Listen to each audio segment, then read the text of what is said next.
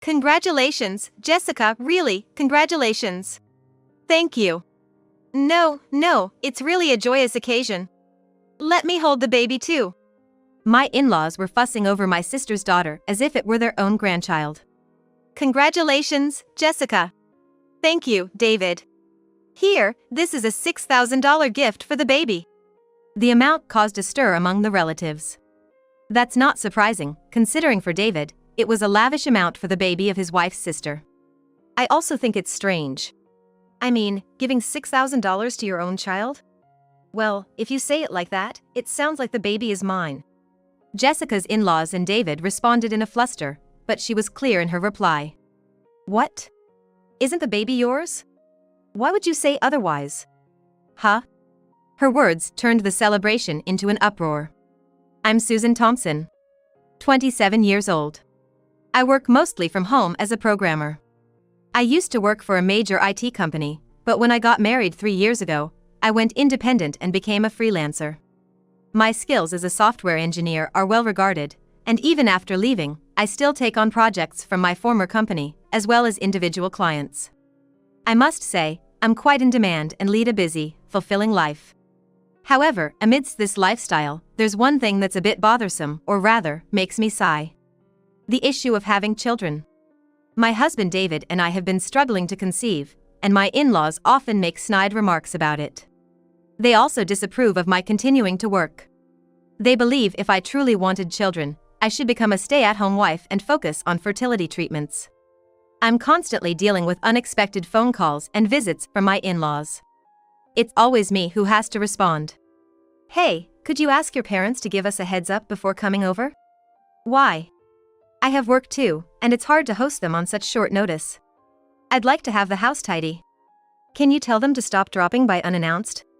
I tried to subtly tell David that these visits were a nuisance, but he didn't take it seriously. What's the big deal? We're family. No one minds if things are a bit messy. Unbelievable. I lean towards minimalism. I can't relax unless unnecessary items are disposed of immediately. My closet has just a few clothes, and aside from work documents, I mostly use ebooks. Everything around me is really simple. In contrast, David's room is a mess. He leaves cardboard boxes and packing materials lying around. When I try to clean up, he insists he still needs them. We live in an apartment with separate rooms. Mine is almost empty and always clean, but David's room is hopeless. It's cluttered and dusty. When I try to clean it, he gets angry and tells me to stay out. Yet, my in-laws suggest that if I can't keep the house clean, I should quit my job and focus on housework. Why is David's room so dirty, Susan? Why don't you clean it? I'd like to, but David won't let me. Excuses. A dirty house is the homemaker's responsibility. If you can't handle it, quit your job and focus on being a housewife. It's a no-win situation. You look like you think we're picking on you. Modern daughters-in-law are so troublesome. We're just trying to teach you how to be a good wife. You should understand that. If Susan understood her role, we wouldn't need to say these things. She looks like she thinks she's a victim, which is just pitiful. David just sits there, nodding along to his parents' words, never taking my side. According to them, the second chapter of How to Be a Good Wife is about producing an heir as soon as possible. In the old days, if a wife didn't have a child within 3 years, she was sent away. Speaking of which, it's almost been 3 years since you got married. I still think Susan should quit her job and devote herself to being a housewife. The way things are, it's like David isn't capable enough. It's probably just because she wants her own spending money. A woman's earnings are insignificant. How long will she keep up this selfishness for some pocket change? They both pressure me to quit my job. Finally, David speaks up. Well, nowadays women work too. I think it's fine for her to keep working a bit longer. David, you're too soft. That's why Susan keeps taking advantage. Maybe you should be a bit stricter. Exactly. We're teaching Susan how to be a good wife in your place. Look at that dissatisfied face. After a bit of scolding David, my in-laws sigh and finally conclude their lecture on how to be a good wife. In reality, David's income alone is not enough to sustain our current lifestyle. I've considered exposing this fact, but I've been holding back because David has been pleading with me. Please, I want to look good in front of my parents. Please. I'm begging you, just like this. Please. I'll try to earn more, just hold on until then. He begged so desperately that I reluctantly kept silent, but there's no sign of his salary increasing. I'm nearly at the end of my patience. During such a frustrating time, my in-laws came to know about something that worsened their snide remarks. I have an elder sister named Jessica, who is 28 and has 3 sons. Jessica married early, right after high school graduation. Her partner was a classmate, and it was what you'd call a shotgun wedding. However, she divorced when her first child was still young. After her second marriage, which was also a shotgun wedding, she divorced again. Now, she is on her third marriage, living with her third husband and 3 children. To be honest, I don't really get along well with Jessica. Frankly, we're not on good terms. Her poor behavior and selfishness are the reasons. She has caused our parents so much trouble. I don't know the exact reasons for her divorces, but I suspect it's due to her infidelity. And I think our parents might have paid her alimony. But since our parents don't talk about it, I never asked. And prefer to keep my distance from her. Yet, one day when my in-laws were visiting, Jessica happened to come over. I thought of leaving the kids with mom and dad, but they were out. Can you take care of them instead? She said this abruptly, bringing her 3 children over. Just at that moment, my in-laws were in the middle of lecturing me about how to be a good wife. Oh my, is this Susan's sister? And look, she has 3 children. Well, look at these lively kids. Having 3 is indeed enviable. Hello, I'm Jessica, Susan's sister. She has been a great help. For some reason, Jessica hit it off with my in-laws. Susan, you never told us about such a... Indeed. She doesn't look like a mother of 3. So young and pretty. Thank you. I don't know why they took to each other, but they were chatting away. So, Jessica, do you work? I'm a stay-at-home mom. That's wonderful. Nowadays, women talk about working and neglect their homes, but you're commendable. Jessica never worked a day since high school. Her first husband's parents enrolled him in a college where all he needed to do was sign his name, and they also took care of Jessica and her child. 3 years later, she divorced and soon remarried when she became pregnant with her second husband's child, only to divorce again 4 years later. She immediately remarried her current husband after becoming pregnant again. It wasn't that she didn't want to work, she never had the chance or the need to. Susan, you should learn a thing or two from your sister. Indeed. You could use some of her wisdom. It seemed like how to be a good wife would now include learning from your sister. From that day, Jessica began visiting often with her children, seemingly coordinating with my in-laws. Really, David should have married Jessica. Then these adorable 3 kids might have been our grandchildren. Exactly. Otherwise, our family might end without an heir. Jessica seemed pleased with the praise from my in-laws and would leave with some pocket money after basking in their attention.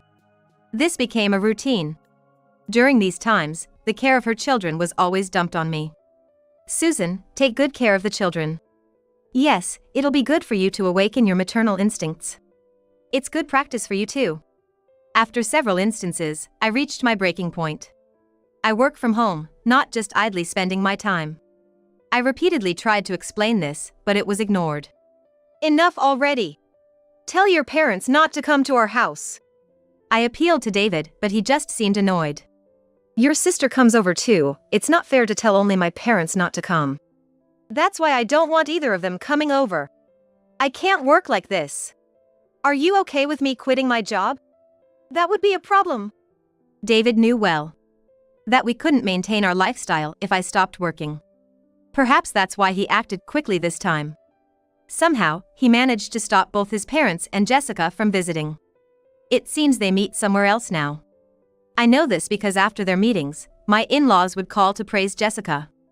Jessica is really admirable, having 3 kids in an era of single children. She even wants more. Really, you should take a page out of your sister's book. It seems that after meeting with Jessica, they decided to make snide comments to me. As far as I was concerned, as long as they didn't come to our house, it was fine. I could just nod along to their phone calls. But around that time, David's behavior began to change. He started coming home late and going out on weekends more often.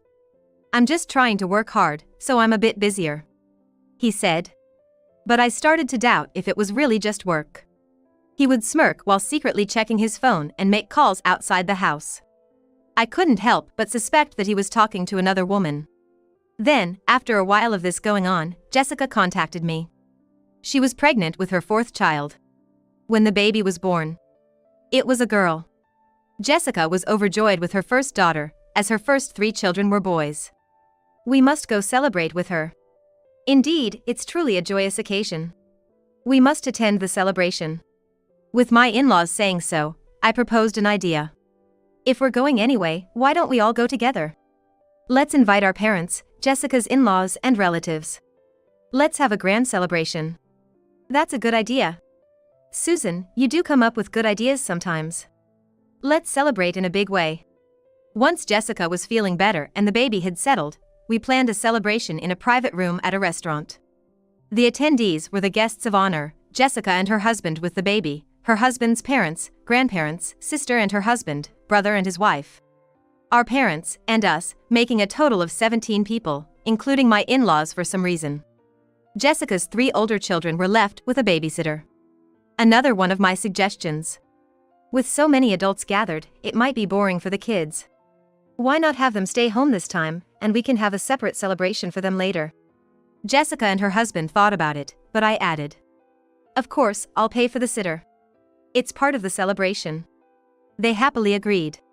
The private room in the restaurant was decorated with congratulations and arranged so that the family could comfortably celebrate. The first-class restaurant truly offered the best setting. It was perfect for today's celebration. One by one, everyone congratulated Jessica, who was clearly delighted. Her husband, sitting next to her, seemed a bit embarrassed by the grand celebration but thanked everyone with a smile. "Congratulations, Jessica, really, congratulations." "Thank you." No, it's really a joyous occasion. Let me hold the baby too." My in-laws were fussing over her daughter as if it were their own grandchild. "Congratulations, Jessica." "Thank you, David. Here, this is a $6,000 gift for the baby." The relatives were abuzz at the amount. For David, it was an exorbitant sum to give for the baby of his wife's sister. "Thank you," Jessica said as she accepted the envelope as if it were expected, but the murmuring among the relatives didn't subside. Her husband looked confused, glancing between Jessica and David. "David, I can't accept such a large gift." "It's okay, please accept it." "But this is too much." He seemed truly troubled. "It's just a token from David, please accept it." Yes, don't hesitate." My in-laws encouraged him with smiles, but he remained motionless.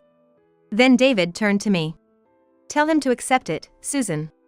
Come on, quickly, tell him not to hesitate." "Don't hesitate?" "Yes, of course." Since they said not to hesitate, I spoke my mind without holding back. "I think it's strange too. Giving $6,000 to your own child." My words stirred up more commotion among the relatives. "What are you saying? That's Jessica's husband's baby." "Yeah, what nonsense are you talking about? It sounds like you're saying the baby is mine." David and my in-laws responded in a flurry, but I was clear in my reply. "What? Isn't the baby yours? Why would you say otherwise? Huh?" My words turned the celebration into chaos. "What are you talking about? It's okay, no need to hide it." I said this and pulled out a bundle of photos from my bag. "Here, everyone, have a look."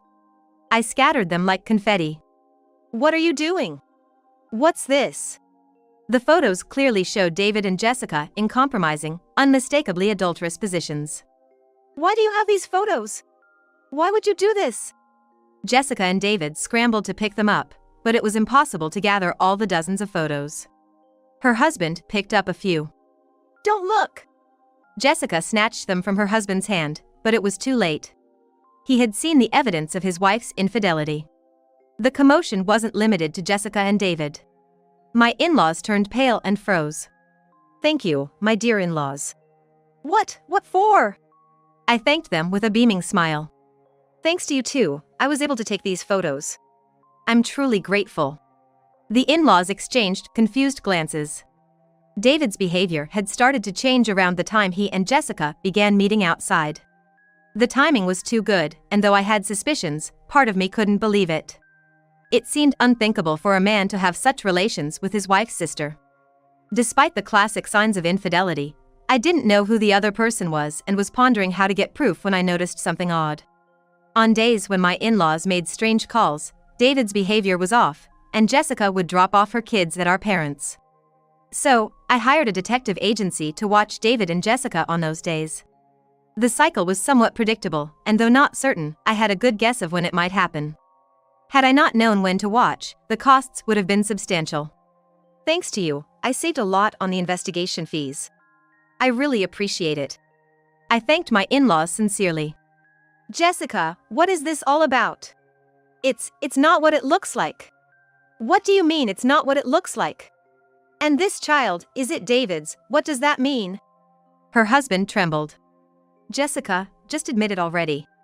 That's right, let's just tell the truth now. Eh? David jumped at his parents' words. Susan, it's all your fault. Yes, all your fault. My in-laws sneered at me. We know, you've been going to a gynecologist, haven't you? Yes, you have a difficult time conceiving.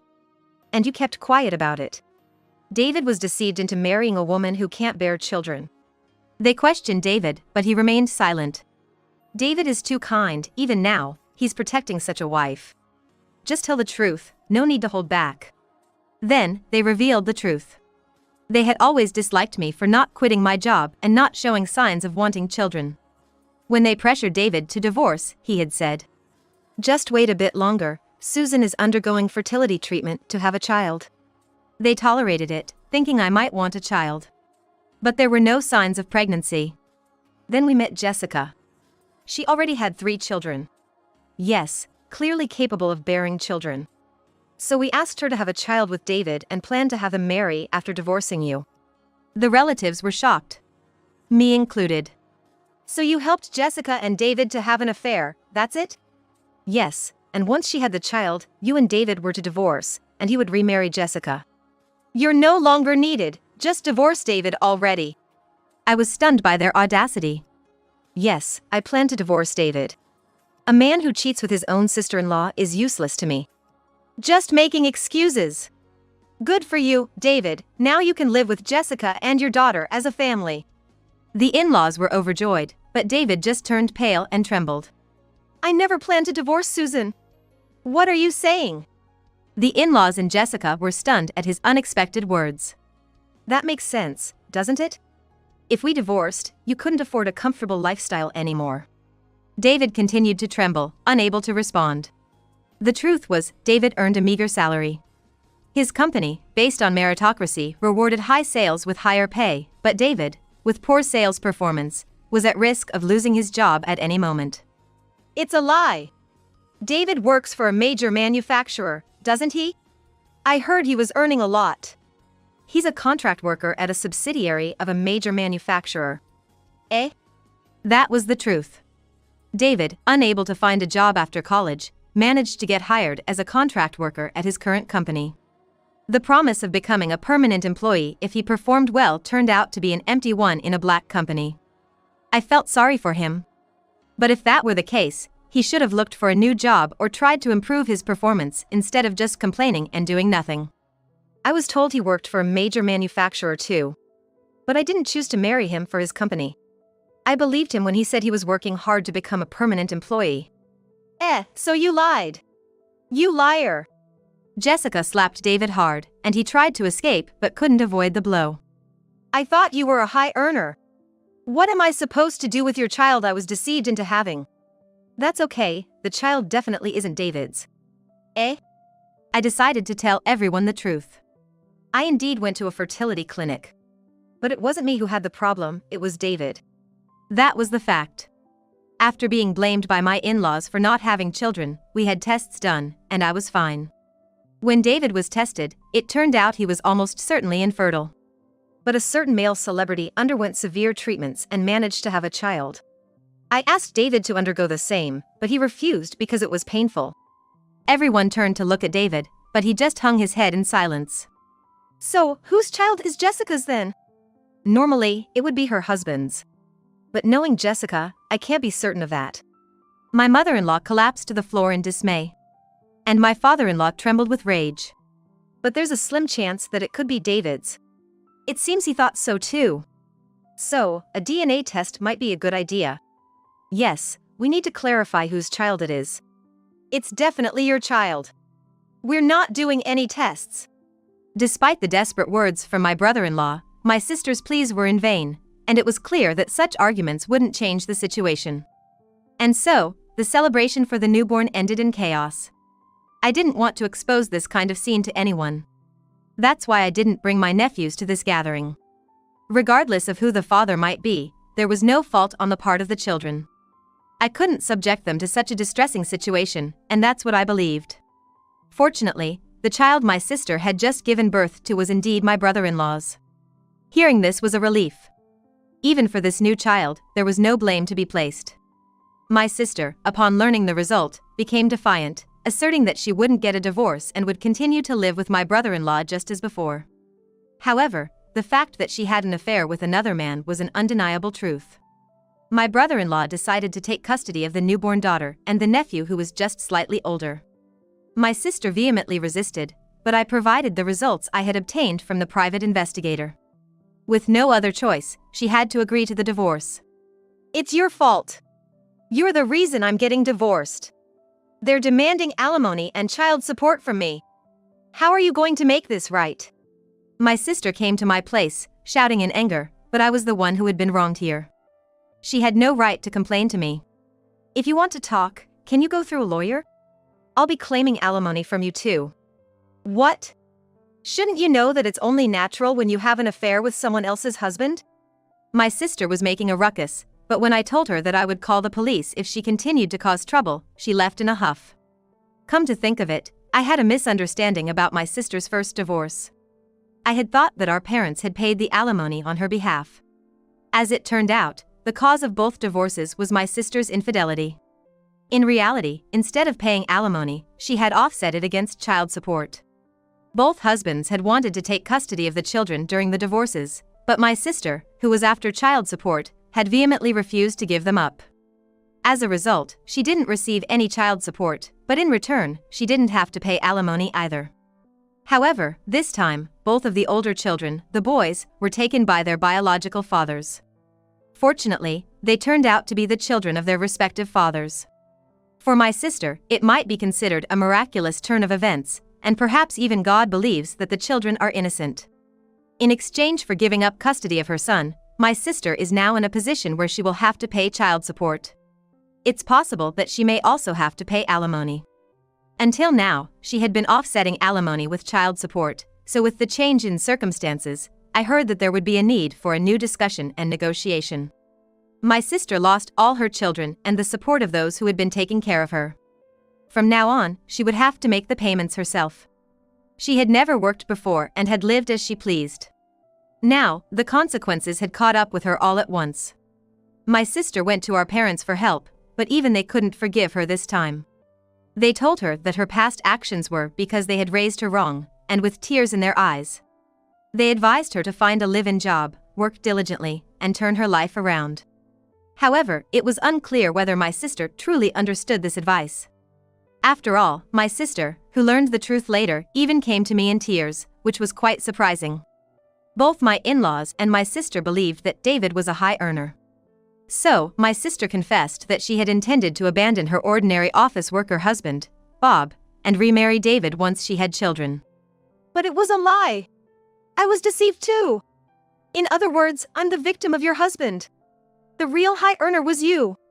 So, please help me, I beg you. Yes, our family, which they thought was living a good life, was all thanks to my income. I'm highly regarded as a programmer. The work from my original company is like a form of gratitude. The real income comes from the sales of the programs I developed personally. People all over the world use it, and I have a substantial monthly income without doing anything. However, because David cried and begged, I kept this a secret. It's a matter of a man's pride, that's why. Now that I think about it, I can't remember at all what was good about David. Somehow, I feel like the fact that he was flawed in some way was cute, but it's fine now. I've come to understand that a bad man is just a bad person. David didn't want to get a divorce and cried, resisting it. Perhaps he thought that, like before, if he cried, he could somehow manage to get through it. What I love, is only you. Oh, really? Even though you cheated on your sister? No, that's because my parents told me to, and that's why I wanted a child. David claimed unbelievable things and used it as an excuse for his infidelity. So, I really believed that it was my child. I forgot that I had a body that couldn't have children. If I had remembered, I wouldn't have done it. It's truly exasperating. David, with his man's pride, apparently couldn't believe it. Even that $6,000, my parents told me to give it, so that's why I did. I didn't give it with celebratory feelings. I haven't paid a penny. David boldly asserts such an embarrassing thing. It's not something an adult would say. I felt exhausted, feeling all the strength drained from my body. Talking to him any further would be pointless. That's enough. Does that mean you'll forgive me? No, of course not. You don't need to say anything else. I'm not going to listen anymore. I told David to go through a lawyer from now on and kicked him out of the house.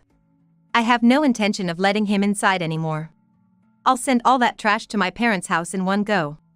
Of course, with postage due. Afterward, the divorce proceedings progressed smoothly, and I finally became a free woman. Of course, I made sure he paid alimony. He asked for it to be divided, but I couldn't trust him at all. He definitely stopped paying halfway through. When I mentioned that if he couldn't pay all at once, we'd have to go to court, he somehow managed to come up with the full payment. Maybe my in-laws paid it, but money is money no matter where it comes from, so I accepted it gratefully. Now, my in-laws won't criticize me, and I won't have to listen to David's pathetic complaints anymore.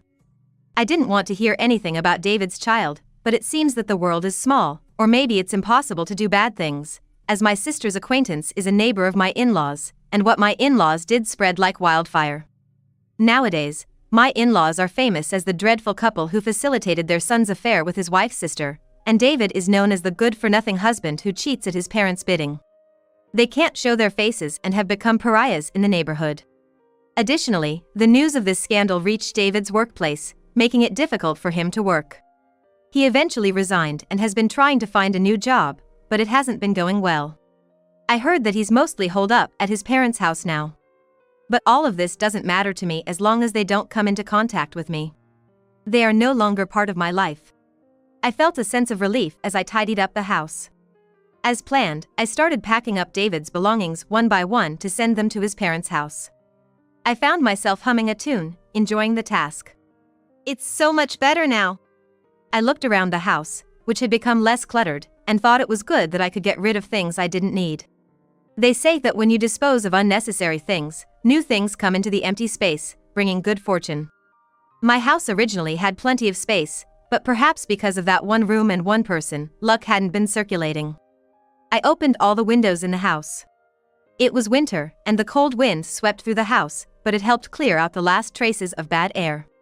In the room that had now become completely empty, the room of my ex-husband, whose name I had already forgotten, I took a deep breath of the new air. Even in the cold breeze, it felt like there was a hint of spring in the air. I sensed that the bright season was just around the corner.